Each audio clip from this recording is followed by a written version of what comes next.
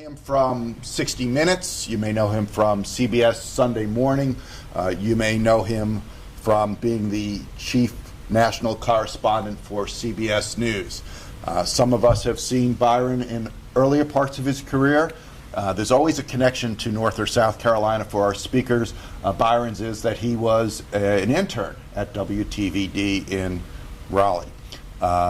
The other connection for me is that when I was living in Atlanta, I remember turning on the TV and watching WSB and seeing this guy reporting and thinking, why isn't he on the network? And then turning on the TV a few weeks later and he was on the network.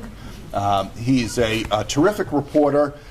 You've seen his work in Kuwait. You've seen his work at Hurricane Katrina. You've seen his work in Iraq. And you've also and an autograph on that book later. The book is Step Out on Nothing. His story is spectacular, and he's here to speak to us, Byron Pitts.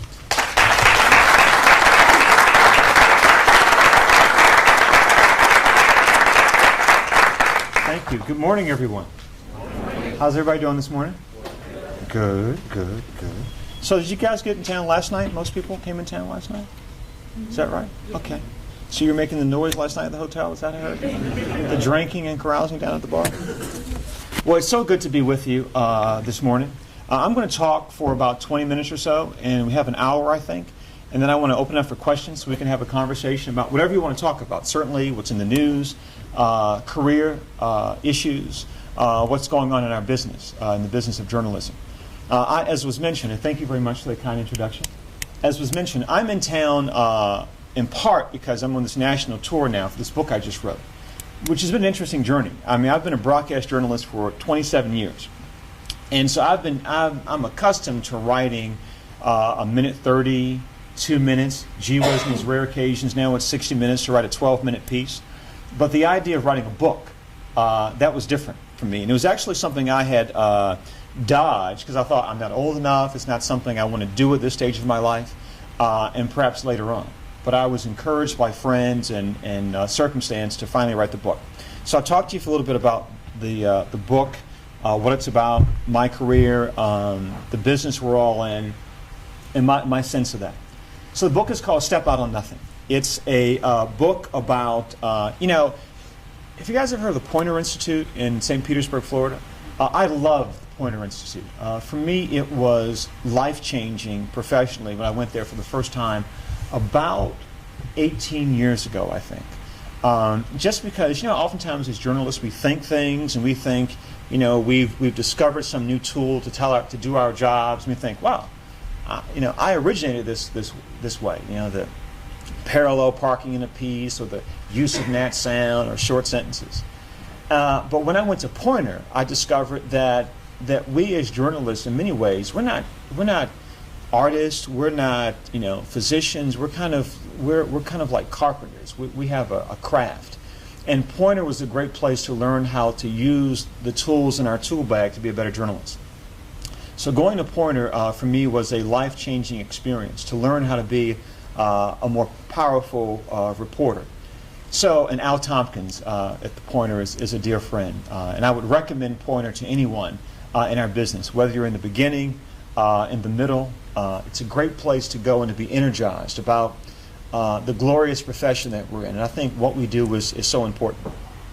So Step Out on Nothing is a story, it's a journey story. At Poynter they teach you there are basically three kinds of stories we tell as journalists. But every story we do fits into one of three categories. The story, it's a story of from here to there, a search for treasure, or a love story. That basically every story we do in newspaper, radio, television, the internet, whether it's state government, local government, politics, crime, fire, fit into one of those three categories. My book, Step Out on Nothing, is a story of from here to there. I was born and raised in East Baltimore, the youngest child of a single parent. My parents divorced when I was young. My mother had her first child when she was 16. She had me before she finished high school. I didn't learn to read until I was 12. I studied until I was 20. So the book, Step Out of Nothing, is the journey from how a kid from East Baltimore of a working class mom ended up on 60 Minutes. It is a story about, for me, about family, about faith. I'll talk some about that this morning. and all the good things that have happened in my life and the not so good things to get me to where I am now. I talk about in the book, I was diagnosed when I was in elementary school. I was failing in math. And they tested me to see what the issue was in math, only to discover I couldn't read the directions. That my issue was I couldn't read, that I was functionally illiterate. The first therapist they took me to after that was diagnosed suggested to my mother that I was mentally retarded and that I should be institutionalized. My mother, with her 10th grade education, said, "Nah, I don't think that's right. Let's test him some more." Another therapist said, "Well, we're not sure what Byron's problem is, so why don't we do this? Bring him back when he's 15, and then we'll see what the issue is then." I said, "Nah, I don't think that's right. Because if you wait till he's 15, he'll be dead or in prison." But my mother kept praying, kept believing, kept reaching out to people. Finally, I got involved in a reading program, and so by age 12, I was forced to relearn the alphabet, to start over again. So while my classmates were reading, some were reading Shakespeare about the Civil War, the American Revolution, I was learning the alphabet. It was, for me and for my family, a painful time. There were many questions, and there were many disappointing nights. And even once I got past my issues with literacy, I was still well behind. When I got to high school, I was still reading well below grade level. By my end of my sophomore year in high school, I was reading at about a 6th grade level, still struggling. And the idea of me going to college, that wasn't a concept that many people embraced in my life, except for my mother and a few wonderful counselors at my high school. I got my first A in school ever, my junior year in high school, and it was in American history. Because by that time I was beginning to figure out words and language. And words meant so much to me. I mean, one of the basic reasons why I'm a journalist today is because I love words. There are many people in television, I think, who love to be on television who happen to write. I'm someone who loves to write who happens to be on television. And I'll talk more about that in a bit. So I got through college finally. You know, there are a lot of kids, a lot of young people here who will graduate with honors. And God bless you. You know, Phi Beta Kappa, Magna Cum Laude. I graduated just, thank you, Lottie. I graduated on time. That's as much as I can say about my 4 years in college. Started my career in journalism. Started off in Greenville, North Carolina, in eastern North Carolina. So I know my way around a barbecue sandwich and sweet tea. And my first job in Greenville, I made $8,600 a year before taxes. When I took that job, I was out of school for about a year and a half before I got my first job in television. I was working at Shaw University in Raleigh, historically black college, as their PR guy. And making $20,000 a year, had a little expense account, had an assistant. So when I went to my mom and said, "Mama, I finally got my first job in television. This has been our dream for so long." Because my goal when I was 18, I was talking to some young ladies earlier this morning who were students at Central about how I said when I was 18 years old, wrote on a piece of paper, I will work for 60 Minutes someday. I will be a 60 Minutes correspondent by age 45. So that was always the family dream for me. So I said, "Mom, I got my first job in TV, and I'm not going that far." My mom at that point lived in Raleigh, actually in Apex, North Carolina. And it's not that far, it's over in Greenville. She said, "Oh, praise the Lord, baby, thank God. How much money are you going to make?" I said, "Mama, they're paying me $8,600. She said, $8,600 a year? I said, "Yes, ma'am." She said, "Boy, your college tuition was more than that. You can't possibly quit a job making $20,000 to take a job making $8,600. I said, "Well, Mama, that's the dream." She said, "Baby, it's okay to dream, but don't be stupid about it." So I went to Greenville, lived in a 1-bedroom apartment, had 3 roommates. Would have taken a 4th if we could have squeezed them in. Those of you who are early on in your career, you know what you can do with macaroni and cheese and tuna fish, and I learned all that at an early age. You'll see, when you look in the book, there's a picture of me in my first job in TV in Greenville. I was not the most impressive looking young reporter. I describe myself as I look like a backup singer for the Commodores, hooked on crack. Bone thin, the big glasses, and an afro. That first job in Greenville, I owned 2 pair of khaki pants, 3 white shirts, a yellow tie, and a red tie. Those of us who remember the days when red was the power tie, and there was a point when yellow was the power tie. And 2 ties, and a shirt extender. It's what you put on, guys will know, you put on your collar that when your neck gets big, you kind of put that to make it fit. So that's what I had. That's the wardrobe I went to in Greenville. But I was so excited because I was finally beginning to live my professional dream. And from Greenville, I went to Norfolk, Orlando, Tampa, Boston, Atlanta. My grandmother, who passed away a few years ago in Apex, whenever I would change jobs, I'd call home to tell my family so we could celebrate. And when I would get around to calling my grandmother, she'd always say, "Baby, well, what's wrong? Why can't you keep a job? You're always moving." And, because in my family, success meant getting a job, staying there for 20, 30, 40 years, having benefits. So my moving around seemed suspect to some of my relatives. But for me, the goal was always to get to the network. I got to CBS News about 12 years ago. When I went in for my final interview, knowing I'd had the job, it was an entry-level reporter's correspondence job. And so they said, "So Byron, what's the plan?" And they were referring to, like, are you going to bring your car to New York? You can live in an apartment? You're going to live out in the suburbs? I thought they meant, like, what's your career plan? I said, well, the plan is I'm going to be the best fireman I can be for CBS News. I'll go anywhere, do anything, never say no, and I'm going to work for 60 Minutes in about 12 years or so. They looked at me, they kind of smiled. They said, "Son, we're not interviewing for 60 Minutes today. That's not, you don't apply for those jobs. We come find you. You just come do the best job you can doing this job we asked you to do." I said, "Okay, that's fine. I'm just letting you know what the plan is, what the vision is." In my faith tradition, I'm Baptist. I was raised to believe, say it, claim it. You want something, you say it out loud, you claim it. And that's what I was doing. But, my managers that particular day in New York, they weren't Baptists, I guess. They hadn't heard that say it, claim it. But they've since bought into it, and now I work for 60 Minutes. So the book is about the journey from where I started to where I am now. It's also a book about struggle. And one of the things I've recognized in my own stories that certainly I had struggle, but all of us have different kinds of struggles, right? Struggle goes by many different names. And so I wanted to encourage people in the book, people who have issues like mine.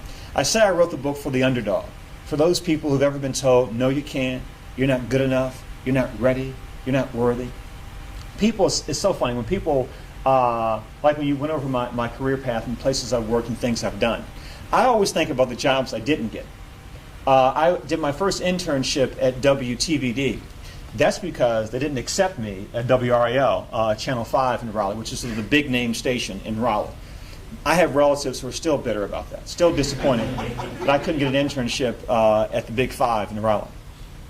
When I started at Greenville, again, I was about a year and a half out of college. The side story, the news director, who was a news director at Greenville, when I first finished college, and like those of you about to finish college or who remember back when you were finishing school, looking for that first job, I sent out 40 resume tapes. Those are the big 3/4-inch tapes, about that big.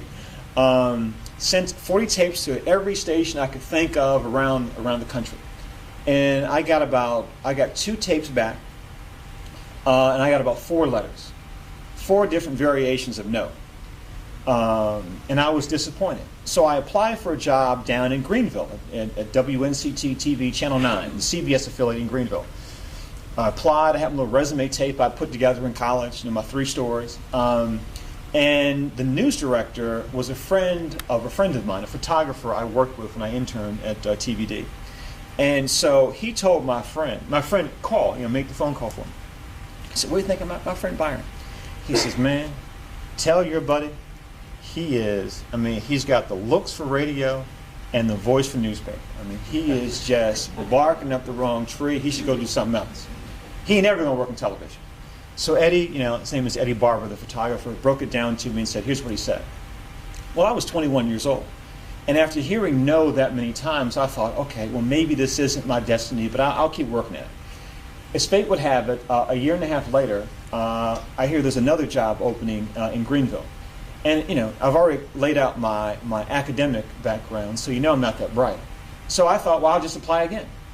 And the only thing I had the same tape. I didn't have a new tape, so I sent the same tape. But this time, Larry Stogner, who's one of the main anchors at WTVD in Durham, who is my original mentor. And if I have a style as a journalist, if I have a voice, I learned that voice, that style with Larry. I have the utmost respect for him. I compete against a lot of journalists now from around the world, but there are few people I fear more than Larry Stogner. So this time I sent out the tape again, This time Larry, who was the State House reporter in Raleigh, big time, big dog reporter in Raleigh. So he called down to the news director in Greenville and said, "Hey, I know Byron Pitts. He's a good kid. He's going to work really hard for you, and that kid's going to go someplace someday. You want to be able to say you gave him his first job." Great. Guy calls me and says, "Byron," having completely forgotten what he said to my friend a year and a half earlier. "Byron, man, I saw your tape. Man, I saw some real creativity there. Man, can you start?" "Yes, sir. I'll be there. I'll be there soon." But as fate would have it, by the time I got to Greenville, packed up my one suitcase and had a 1974 car. This was 1984 by this time. By the time I got to the station, he got fired. He wasn't there anymore. And I saw him years later, later on in my career, and we were at a gathering like this. He said, "Oh yeah, I want you to meet Byron Pitts. I gave this kid his start." I thought, you know what? There's more to that story, but I probably shouldn't mention it here, and I didn't. And but to make the point that for all of us, there are always obstacles. There are always issues. I was talking to someone, Steve Crump, who's a reporter here in Charlotte, dear friend of mine. We've been palling around the last couple of days. Took him to a great barbecue place last night. If your folks from out of town are interested in barbecue, Steve works in Charlotte. There was a point in my career where I dreamed of working in Charlotte. Couldn't get a job. Was never good enough. I'm from Baltimore. Really wanted to work in Baltimore at one point. Never got a job in Baltimore. But eventually, I worked in local television for 15 years, always with the vision of getting to the network. Got to CBS News, been there for 12 years. Have had a wonderful time, despite the issues that we all face in journalism, the cutbacks and different resources. I feel like I'm the most blessed person on earth. I'm doing the job that I love to do. I've been to 37 countries for CBS News, covered 2 executions. I was a witness to the Timothy McVeigh execution. I've covered every major conflict the U.S. military has been involved in the last dozen years. And almost any major story that's happened on the globe these last dozen years, I likely was there, had some part of it. So it's been a joyous ride. So the book covers that journey. Now I'm at 60 minutes, which for me, as I said, has always been the goal. Now, it took me 30 years to get there. So I'm slow. So I had to go in the right-hand lane and go through things to get there. For my money, it is the best job in broadcast television news for a couple of reasons. One, unlike when I worked in local for 15 years, and even at the network, you have assignment desk. And those of us reporters, we often cuss under our breath about the assignment desk sometimes. But typically, you're always assigned stories. You go where someone tells you to go, or you're reacting to the news of the day. At 60 Minutes, each person is given a team of producers. You have 4 producers, 4 associate producers, 2 researchers, and an assistant. And the expectation is for that team to go find your stories to cover. And you can go anywhere in the world to do your story. And the expectation is you're supposed to break news, you're supposed to do investigative work, and you're also supposed to do profiles. This season, I have a handful of stories I'm working on. I shot a profile on Tyler Perry, the movie director, which will be on TV soon. Interesting guy. Talk about struggle and getting from there to here. Went to Afghanistan over the summer to work on a piece about bomb squads. These are the men and women whose job it is to go and dismantle the IEDs. And we thought originally we were going, it would be a story about the heroism of these men and women. And certainly it is that. But what we found and what I think we came back with was a story that raises questions about America's effort in Afghanistan, and is it the best use of our blood and treasure in that part of the world. We went out on a 2-day mission with these this unit whose job it is to find IEDs. Well, what happened was on the trip, the IEDs found us several times. We were hit on that 2-day mission about 7 times by IEDs. Some of the soldiers were seriously injured. One of the cameramen for 60 Minutes was injured. And fortunately, we were in these giant vehicles designed to withstand IEDs. If not for that, likely some of those people would have been killed. That story will be on soon. So that's what I love about my job, this chance to look at You know, when I worked in local television, in Greenville, for instance, I covered Washington, or they called it Little Washington, when I was there in eastern North Carolina. And so over my desk, I had a county map that showed Little Washington. And you know, every now and then I might get to go to Greenville, and God forbid, on some occasion I went to Raleigh to do a story. But my world was Little Washington, so I had a map of that. And then in local television, whatever state I was in, that's the map I had. Well, now in my office, I have a map of the world, because that's my beat, and it's really exciting. And 60 Minutes is an incredibly competitive shop. Mike Wallace, up in age, but will shank you if he has to get his work on television. And so I like being in such a competitive environment. And it also, I think, I am encouraged by the success of a place like 60 Minutes. It is not a fancy shop. There are no fancy graphics.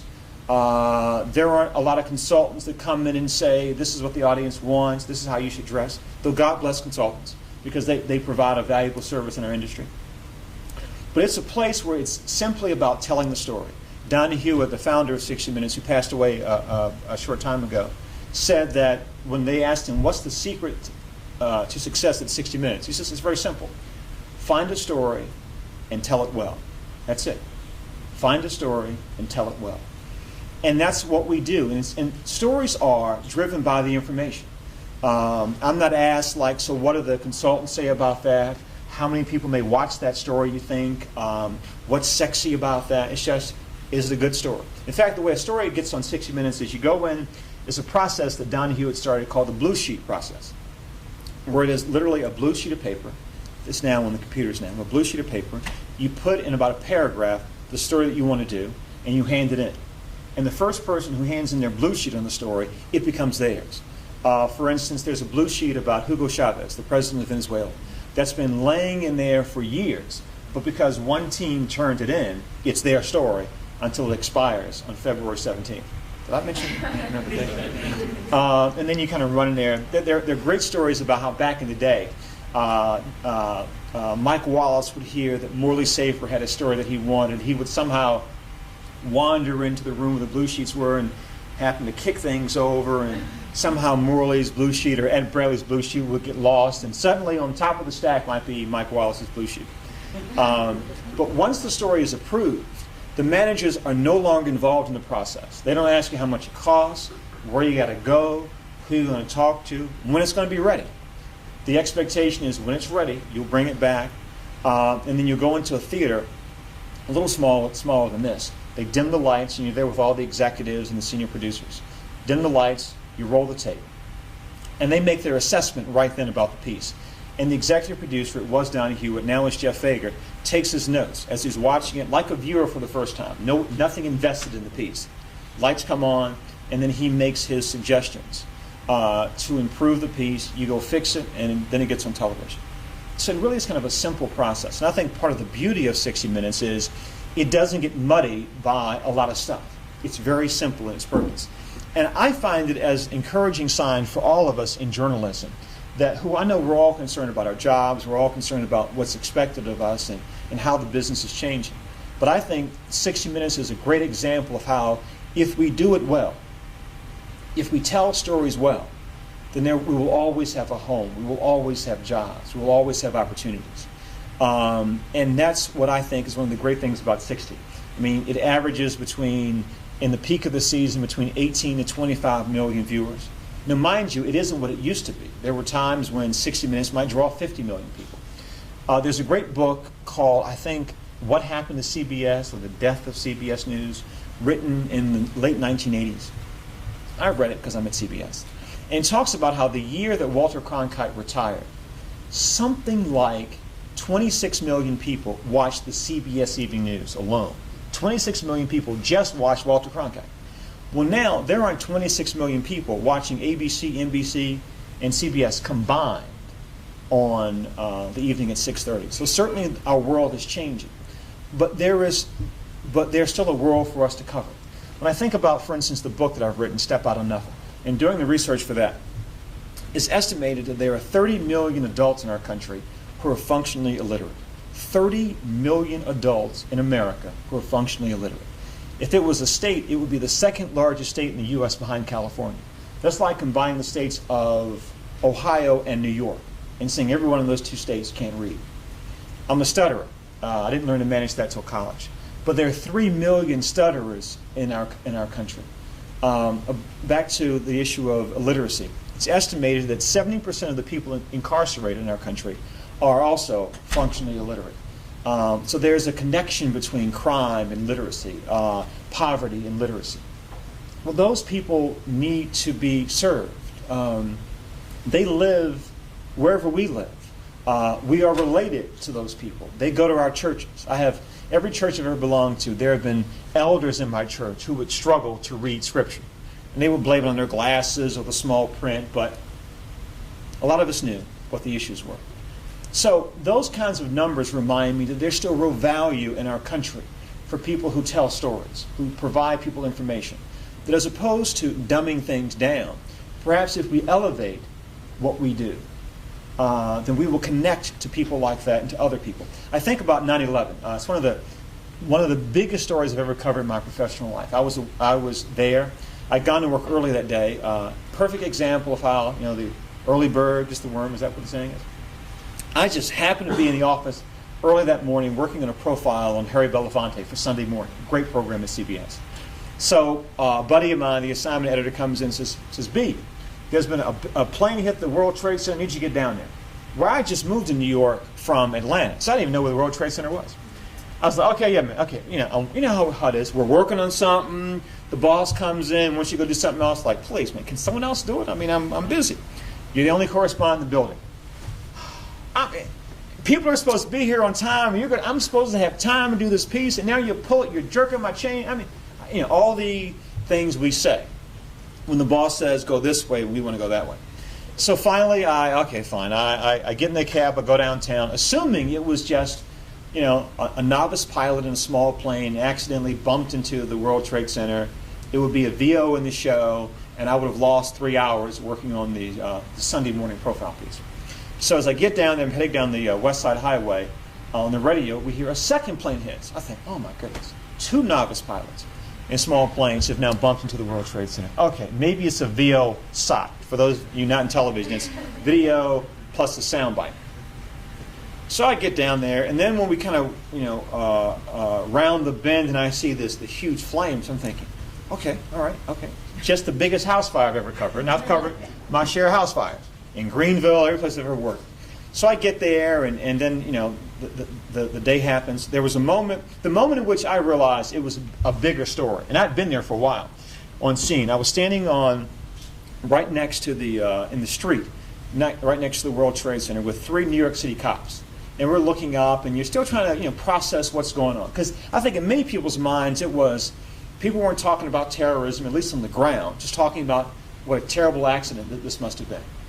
So we're looking up, and the 4 of us see what looked like a giant piece of paper floating to the ground. So I thought, something like a la Columbine High School. Maybe someone up top had written a big sign that says, help us. So we're watching this giant piece of paper float to the ground, and we realized, oh my God, that's a woman in a dress. And it was her dress kind of flailing around.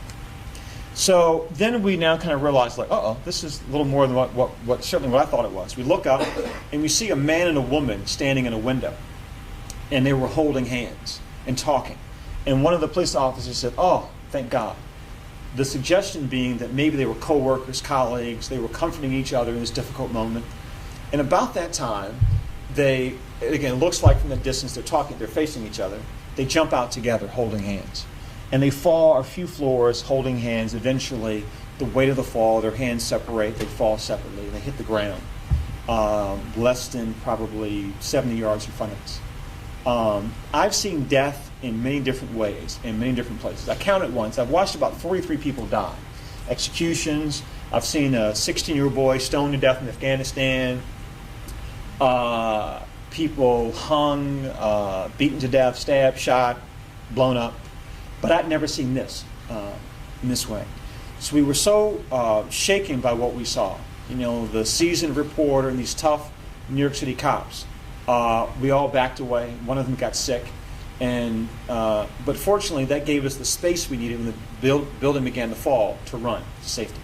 But as a journalist, part of my takeaway that day was, perhaps in our business, if we had spent less time, people like me, complaining about, the obstacles we have as journalists, if we spent less time doing the easy stories, the Paris Hilton stories, the ridiculous stories that we often cover, in part because they are easy to cover.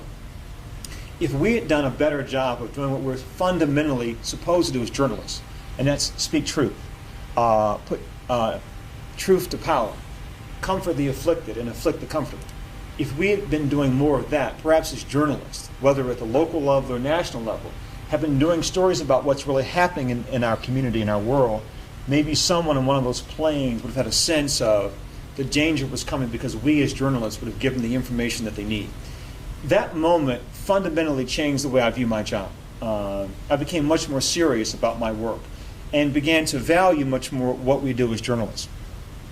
So I would encourage all of you to take seriously what we do as a profession, and also be mindful how fortunate we are to work in this business as much as it's changing. A clear sense I have in traveling the world so much now for CBS News is, despite all of our warts as a nation, and there are many, we are still, in my estimation, the greatest country on earth. But only in America, where you're born doesn't determine where you'll die. Only in America do we have a free press where people are able to get information to decide how they will live their lives. And certainly, and I think that the freedom of the press is as vital to our democracy as our military, as the government in Washington. It's what we do as journalists. And so I think in that context, the issues that relate to us having, the medium changing and the internet and organizations downsizing, I think given that proper context, that we are still fortunate to work in this business. And whatever we have to do, however we have to do it, to relay information to our listeners, to our readers, to our viewers, that's what we should do. I mean, I know in many ways, certainly in television, it's become sort of a celebrity business, that people get into television to make money, to become famous. But those who, when our professions first started, regular folk, blue-collar people, got our jobs because it was about providing information to their neighbors and their communities. So I think as opposed to technology taking us to someplace unfamiliar, in some ways it's taking us back to what this business was once about. It was about providing people information, to meeting them where they are and giving them the information that they need. So I am excited about our profession. Excited certainly because I've reached my professional ambition to work at 60 Minutes. I am not a computer savvy guy at all. Up until about 4 days ago, my computer to me was a typewriter with a TV set on top of it. I'm just learning how. I just joined Facebook like recently. I was forced to Twitter. I'm not sure I even do that right. But I'm an old school kind of guy, but I'm learning to embrace those things. And as opposed to being bent out of shape about that, I think, it's a new way to reach people, perhaps a new way to reach a next generation. I also think whenever I go to restaurants, like I love Mexican food, I certainly like ethnic food, and I'm struck by how when I go into many of those establishments and I look at the TV that they have on, rarely are those TVs on ABC, NBC, CBS, or the Fox affiliate in any given town. Journalists, that's what we do. We cover struggle, a struggle for power, a struggle to stay alive. And that's what we do. I think it was Al Tompkins or someone at Poynter told me once, but I've claimed it now as my own. This notion that as a reporter, it's my job to go into a space and find the person without voice and give them voice. Because I'm someone who once had no voice, I recognize that. And in working in this book, working on the book, I've also realized that sometimes as a journalist, as much as I've worked to be sensitive to people, I've been mindful in this process that oftentimes I wasn't sensitive enough. That sometimes we think just if we tell the truth, if we have the facts, that's enough. Well, in telling, for instance, in my story about the issues related to my illiteracy, perhaps it was the domestic violence that occurred in my home between my parents, my father's infidelity and him being away and my mother being distracted. Those are all factual things. But that is a painful truth for my mother when I looked across her to have her look at some of the copy before the book was published. And to see the long buried pain and humiliation she felt because of those experiences as a young married woman. I had to check myself that it wasn't just about being right. It was about being decent and honorable. Dan Rather used to say, every story you have to give it context and perspective. So in order to speak my mother's truth, I also had to give her story context and perspective. So I think sometimes as journalists, we run around thinking, well, I got my facts right. I spelled their name right. I got the address right. You know, I showed up on the scene. I asked them, so why did your husband just kill 4 people? You know, that's my job as a journalist. I'm not, I got the facts. I got the truth. But I've been reminded that we are citizens of this world and that we owe the people we cover the same respect that we give the people who we know and who we love. And so I want to believe that after this book that I will be a better journalist because I was reminded of those lessons that it isn't enough just to tell the facts, but it's important to honor people, to be respectful of people, to honor their truth, to honor their pain, to service the community in which I'm blessed to serve. Thank you guys so much, and I'll answer your questions.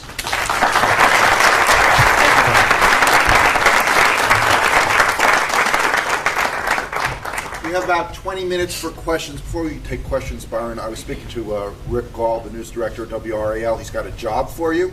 Beautiful. Thank you. He'll double that starting salary. Awesome. Questions? And I want to thank Rick because he invited me here, and he's been a friend for a number of years. And my son, Dan Bowens, is one of his reporters. Now, Daniel is my stepson. It's the second marriage my wife and I both. But my grandmother says, if you feed them long enough, they look like you. So I claim Daniel as my own, and he's done a good job at one of the great stations in our country. So thank you again for inviting me.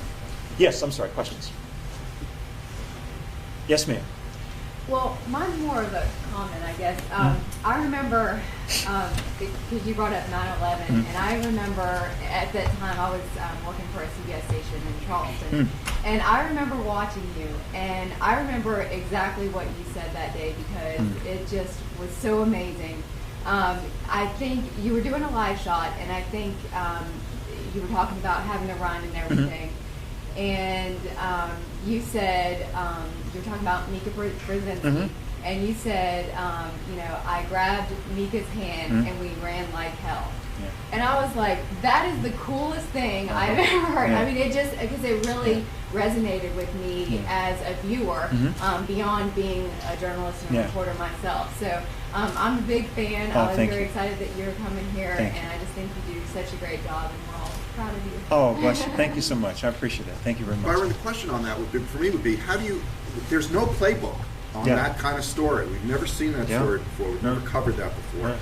How do you operate in that environment? Yeah, I mean, in many ways, thank you. I worked to treat that story like any other story. That it was, on many levels in my mind, it was like a big house fire. And in some ways, 9/11 was like covering the war in Iraq and Afghanistan. They're some of the easiest stories, technically, as a journalist, I've ever had to cover. Because all you have to do is say what happened in front of you. And so in that way, it made it easy. One of the things I decided on early on in my career, because I'm not blessed with a great voice, I'm not the best looking guy on television, I'm certainly not the brightest guy on television. So I was clear in my mind early on I had to keep things simple. And I have to make things as personal as I can as possible. So for me, every story is about I'm talking to one person. Oftentimes when I write a piece to this day, I'm writing it for and to my grandmother. And so I try and keep my language that way and my focus that way. So on 9/11, because there was a point when I was, that live shot was the piece for 6:30, my executive producer said, when I talked to him that afternoon, take as much time as you want. Like, what? You know, as TV people, we scream about having more time. You know, but this is the first time in my career anyone's ever said, take as much time as you want. I'm like, huh? Does it mean I can have a minute 45? Is that what you're saying?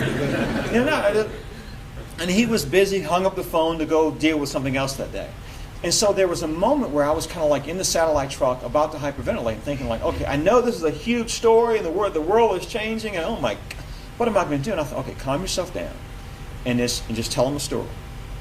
Make it as human as possible. Give as much detail, small detail. Tell the small story of the day to get the big story out there. And while I'm not someone who advocates, who shows much emotion on television, but I was mindful about, again, how can I tell this big story in a small way? And one of the things I was mindful of that day is how how afraid everyone was and how you were just sort of reacting to stay alive. And so my thought was that detail, that, what I said was, when the first tower fell, I was standing with CBS News, my colleague, correspondent Mika Brzezinski. Mika grabbed her shoes, I grabbed her hand, and we ran like hell. Because again, wanting to make it as simple and personal to talk to, because we're all trying to process all this information. So give the small details. Like, I purposely mentioned that Mika grabbed her shoes. Like, so the insanity of that, like buildings are falling, people are dying, but you still do what you do. So she, politely grabbed her shoes and picked them up. And I was like, sister girl, can we go? Can we leave the shoes here? And then my last line in that broadcast was, I says, Dan, I have never heard New York City this quiet. Graveyard quiet. And I said that again, and thinking like I'm talking to my grandmother.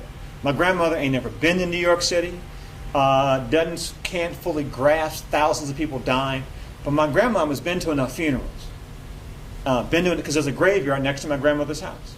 And so she knows what it's like to go, like in my family, every Mother's Day, we go to the graveyard to visit our elders. And there's a moment where everyone stops. You just read the tombstones by yourself. There's stories there for everybody. And there's a quiet. There's a difference between like room quiet and graveyard quiet. And so I thought, yeah, okay, for my grandmother to understand how much the city has changed, even early on, I'll say that.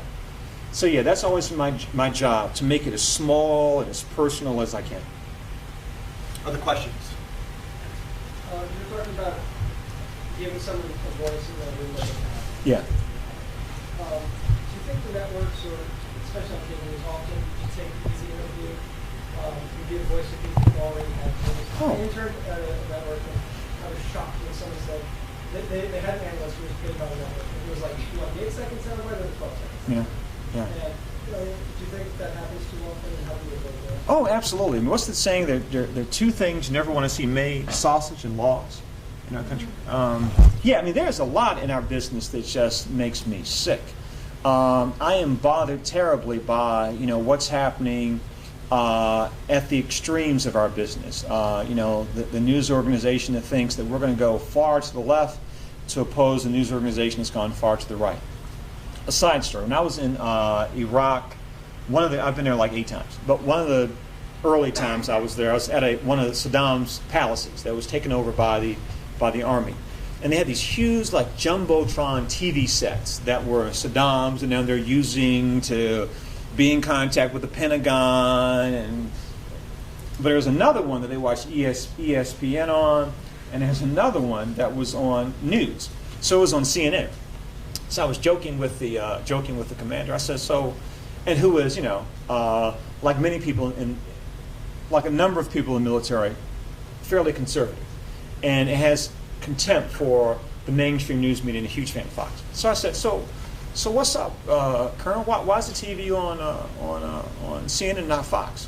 He laughed. He says, well, when we want information about the war, we watch CNN. We want to be entertained, we watch Fox. Because they've put such a positive spin on what we're doing now that even he recognized on his level that it was. And I don't say that purely, as we talk off the record here, I don't say that purely as a criticism of Fox, but it talks about journalism, if it is in fact journalism, at the extremes, at the boundaries, that I don't think serves people well at all. It annoys me that we spend so much time talking the same characters of people. Like, for instance, one of the things I think about when I was at CBS, and I've done this in most places I've worked, I do these surveys that I eventually give to management at some point. And if your stations don't do it, to consider doing it yourself. I wanted to see how diverse the news coverage was at CBS, major network, right, network of record, of how we cover diverse issues. And I picked the month of November a couple years ago. And it was something like, if you were a white man, you were all you could be on CBS, NBC, and ABC. Every role imaginable character a white man played. A white woman, a little less. Black man, a black woman, less. Black man, a little less. The only time an Asian American appeared on ABC, NBC, CBS, that wasn't the person doing the report, that particular month, there was an issue about rice. It was like a rice story in the United States, and that's the only time an Asian American appeared on television. The only time Latinos appeared on television in that month appeared on the 3 major networks was about the rice story and some issue about immigration. And we wonder why our audiences are getting smaller. And getting back to that, so I was looking at like what kind of people the networks were using as experts. And the only expert that particular month of color, black person of expert, was Jesse Jackson. He spoke about the economy, crime, 3 other things. I'm like, really? Jesse Jackson? He is like the voice for... And you're absolutely right. It is being lazy. And I also want to encourage people to think that, struggling in their career. I found that the great equalizer, every place I've ever worked, is those who are willing to work hard. I mean, I think part of my success is, I've not been lucky in my career, is that I work very hard. And I think the people who work hard find the great stories. Every award I've ever won in television, with the exception of 9/11, they were not for stories I was assigned to cover. They were things I did on the side. But yeah, I think you're absolutely right. It bothers me. Last thing I'll say about that, Monica Kaufman, who's an anchor in Atlanta, a dear friend, awesome talent. Years ago, a young producer, writer in the shop was telling Monica that, Monica, I've been counting the stories, and you're the main anchor here, but they give the other guy, who could be a gorilla in the suit, but he's actually a very nice man, the other guy, more lead stories than you. But you are the main force. You are the big dog at this station. You should be pissed off by that. Monica let the young man finish. And when he was done, she said, baby, when the red light's on me, I own it. When it's not, I don't worry about it. So that's how I kind of view like those things in our business that you mentioned that frustrate me. I think, okay, all right. Other questions?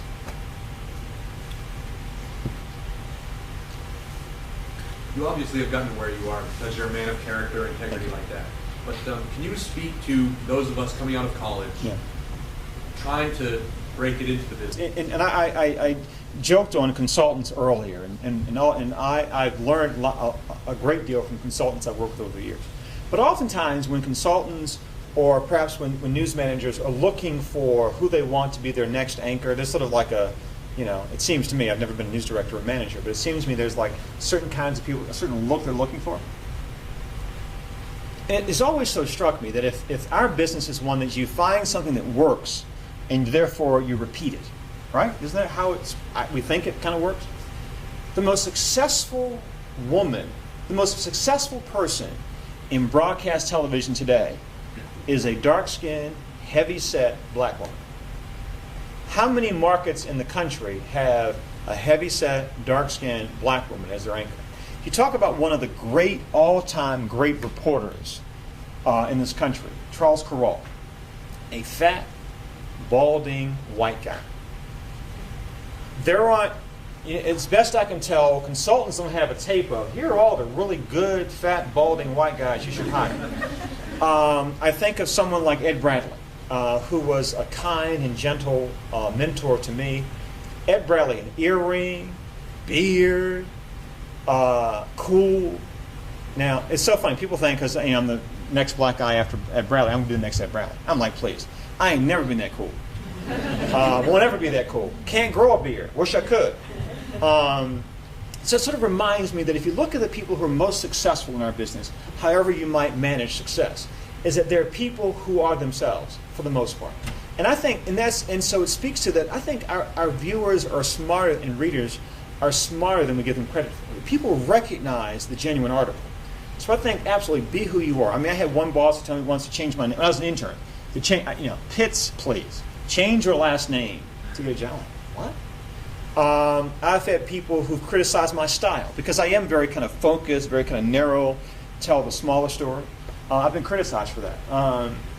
A quick story about that. When I was in Atlanta, working in Atlanta, big story that day was Billy Graham, the evangelist, was coming to Atlanta for his last public appearance. Right, big story.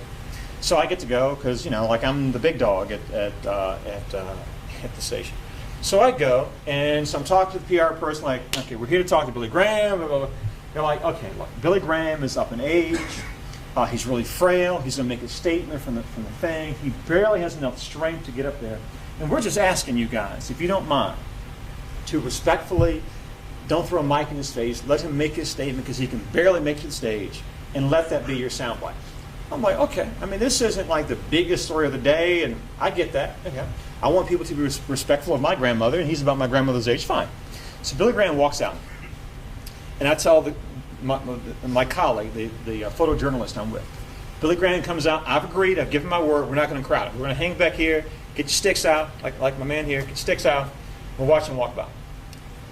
Good buddy of mine at the NBC affiliate runs up on Billy Graham. I'm like, look at that, man. She gave her word. Now she's breaking the word. She runs. This is going to be ugly. Ugh. I don't want to watch. It's going to be so ugly. Well, no one yells. I don't hear anyone fall to the ground. I turn around. Billy Graham stops. They have a conversation. He talks. And he's crying. I'm thinking, you know what? I gave my word. My word's my bond. I'm not going to go over there. And, it's going to stop pretty soon. They talked for like 10 minutes. I'm like, oh my God. So finally, okay, fine. I got to forget what I said, what my standards are. Let me go over there. By the time we get there, Billy Graham's done. He walks away. I miss it. So I call the producer, the noon producer, good friend of mine. Hey, what's up, sis? Yeah, we're here. How's it going? Yeah. I got good news, I got bad news. Yeah. Okay, the good news is Billy Graham, he stopped, became very emotional. It was incredible television. Yeah. What's the bad news? I didn't get it. But I was still being true to who I am. And I've gained more stories than I've lost by being who I am. So I tell people all the time, be who you are. That people will recognize that and will respond to that. We have time for another question? Yeah, we do. I love the story about the paunchy, bald-headed white guy, by the way. Thank you for that. We have time for one last quick question. In your opinion, can you define an exceptional news story? That's a good question. In my small, slow-moving brain, I pretty much think everything. Hey, Steve Hartman, who's a colleague of mine at CBS News, who I think is phenomenal, used to do this segment called Everybody Has a Story, which they canceled because the consultant said it doesn't work. But if I tell you a side story about that, about how what we do matters, and if you speak truth, people will notice. I was in Iraq early on in the war, and I'm traveling with the Marines, and we're in this small base camp outside of Baghdad, early on in the war. And we're in this base camp. There were the special forces had their own compound, and these guys have their own weaponry, their own stuff, and they kind of stay separate from everyone else. Well, late at night one day, I had to go to the restroom, and there was no place to go except the guys in special forces had this really nice latrine. Like, okay, I'm going over there. I ain't. So they had barbed wire around their space inside this camp. So I go over 3 o'clock in the morning. I'm climbing over the barbed wire, I go to the restroom. All of a sudden, I feel something in my back. I turn around. And it's a special forces guy with a knife that looked this long, but it was much smaller. He goes, what the fuck? This guy, he undresses me with words. It was ugly. He is up in my grill. He could use a Tic Tac. He was up on me. And what are you doing? He snatches my ID off. You're not supposed to, I'm going to bone you, but I got you. So he goes, you work for CBS? Yes, sir. What do you do at CBS? I said, well, I would have told you 2 minutes ago. You've been yelling at me. But I told him, says, do you know Steve Hartman? I said, yes, sir. I said, man, I love myself Steve Hartman. Man, when I'm back in San Diego, my wife and I, we watch TV every Friday. You know Steve Hartman? Oh, man, come on in, bro. What do you need? You wouldn't expect a tough, rough and tumble special forces guy to watch feature stories by Steve Hartman. But I think Steve has figured out that everybody has a story. In writing my book about my struggle, I can't tell you how many people, friends, strangers, have told me, you know what? I had successful people. My father was a crack addict. My dad was homeless when he died. My mama is still dealing. These are successful people. So it tells me that everybody has a story. So in my mind, every story I go on, man, there's an opportunity. There's an important truth to tell. I'm telling somebody's truth. And because for me, it's all about telling someone else's truth. It's not about me, what I'm thinking. It's about telling that person's truth. Back to 9/11, when the first issue of People magazine that came out after 9/11, there was a picture of a guy in his office watching. He was depressed because his wife worked in the World Trade Center. and he was watching the TV to get information about what was happening in the World Trade Center. As it happens, when the People magazine photographer snapped a picture, the guy was watching CBS. So on this big screen in his office was me. This guy was listening to me talk. He could give a rat's ass about, I hadn't eaten yet that day. He could give a rat's ass about how I was feeling. All he wanted was information. That's the business we're in. We're in the information, the business of providing information, telling stories. So in my mind, every story is a good story. So that's kind of how I feel. Every day I feel like it's an opportunity to work on my game. If I'm working with the worst photographer in the shop, there's some of those. I'm thinking, okay, today I'm gonna work on my writing. If I'm doing a story with on the city manager, how boring is that? Today I'm gonna work on my interviewing skills. I'm gonna find a way to make this exchange interesting. So for me, every day is an opportunity to work on my game. Every story is an important story. The reason why I was able to do okay on 9/11 was every story I'd ever done before, for, at that point, 18 years, was preparing me for that moment. Every story is a big story. Thanks, guys. Great way to start, Mr.